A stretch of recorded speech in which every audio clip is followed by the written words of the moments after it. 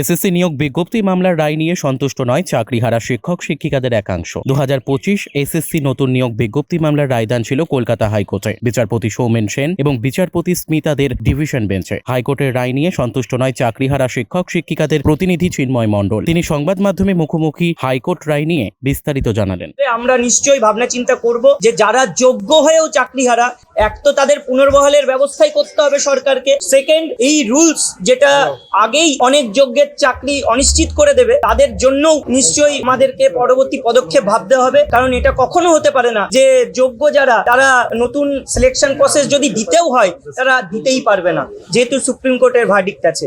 আমরা সত্যি একটা জিনিস দেখতে পাচ্ছি যে হাইকোর্ট সুপ্রিম কোর্টের ভার্ডিক্ট যেহেতু আছে সেই জন্য হস্তক্ষেপ করতে কোথাও ভয় পাচ্ছে এবং তারা কেউ হস্তক্ষেপ করছে না। সেই জায়গায় দাঁড়িয়ে আমরা সত্যি বিচার পাওয়ার জন্য তো বিচারালয়ে আসি, কিন্তু কোথাও গিয়ে আমাদের এটা দুঃখের বিষয় যে সঠিক বিচারটা অনেক সময় আমরা পাচ্ছি না বা সেই জায়গা থেকে বঞ্চিত হচ্ছি। Bureau report, crime press, Bengal news.